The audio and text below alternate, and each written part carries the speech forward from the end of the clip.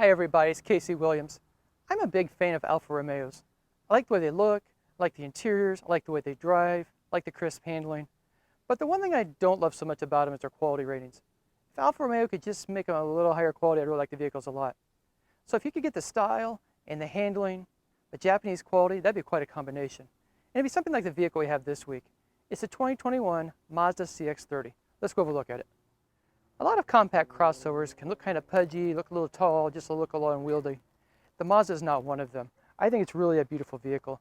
And it really does start with the front. I just like the way the hood and the front end kind of just drapes over, just very crisp. It's almost like cloth the way it kind of comes over. LED headlamps all squinted underneath of it, and just some chrome detailing just to give it a little glitz. But I just really like the way it looks. Now, being a crossover, it's got lots of black plastic on it, presumably to protect the fenders off-road. But this isn't going to do a lot of serious off-roading. I like the 18-inch black alloy wheels, looks good. And when you look at the vehicle and look at the proportions, you can tell it shares architecture with the Mazda 3 Compact. Just looks really good, just a little bit taller.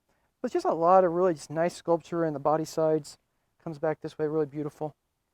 Wrap around, again, just the way the tail lamps are integrated in, LEDs. Just really, really pretty, really beautiful. I like this gray paint as well.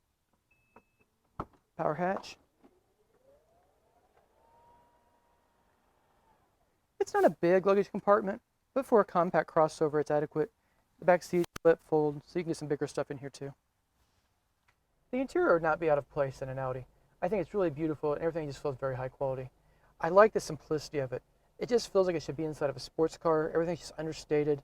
But again, the materials are first rate. I like this brown and the black, kind of how it goes together. Same with the seats, same kind of color combination. And the black piano finish. It gives a very upscale finish. I like how the vents are all nicely integrated in chrome. You can just tell the designers just really thought about every little detail. And when you start looking here, there's not a lot of controls. You got the automatic climate control here, dual zone automatic climate control, heated steering wheel, heated seats are down here. But everything else is controlled from the screen up above, which is also really elegant, real beautiful, and the joy wheel down below. You got navigation, you've got a Bose audio system, 12 speakers. It's integrated with Apple CarPlay, Android Auto, Bluetooth, of course, but it all works out really well. The volume knob is here, seat is also here. So it's, it's a little not intuitive sometimes. The one thing I really, really, really do not like is when you're scrolling through stations, especially like satellite radio, you gotta like click into the modes and then you gotta tune. It always goes back to like station 1, station 2, and you gotta scroll all the way up to the higher stations. And I don't know why Mazda can't get that fixed, but it's just a little bit annoying. But the rest of it, once you kind of get it figured out, works out really well.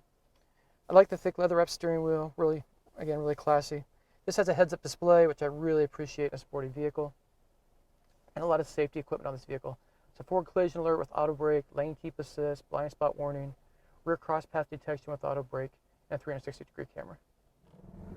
Well, nothing about the way the CX-30 drives, again, would be out of place with an Alfa Romeo or an Audi. It just feels very solid. The suspension's stiff, the steering's quick. There's a drive mode selector, so you can even make the throttle a little bit more responsive. But it just feels good. It's a car you just want to go find a curvy road and just really, really enjoy driving it. But it's also very tame and very calm in city traffic every single day. It really comes from the powertrain. Again, we have the turbo, so it's a 2.5-liter turbocharged 4. It delivers 227 horsepower and 310 pound-feet of torque. Routes that to the all-wheel drive system through a 6-speed automatic transmission. It'd be nice if you had more gears, but with the turbo and the torque from the turbo, you really don't miss having more gears. The transmission is very smooth and works very well. When you step into the throttle, it moves. We tested the base 4-cylinder engine last year, and I thought it had enough power. But if you really want to have fun and you really want to throttle a car and get down the highway quickly, you definitely want the turbo. But all in, it's just again, a very enjoyable car. We have all-wheel drive, and everything just feels exactly the way like a sporty little Mazda to feel. Well, another thing the CX-30 has over the Alfa Romeo is price. The base model starts just over $22,000. This one fully equipped with all-wheel drive, the turbo, Bose audio, everything. You're looking at $35,400. And I think all in is a pretty good deal. Well, next week, we'll have another fun car. Until then, storm forward.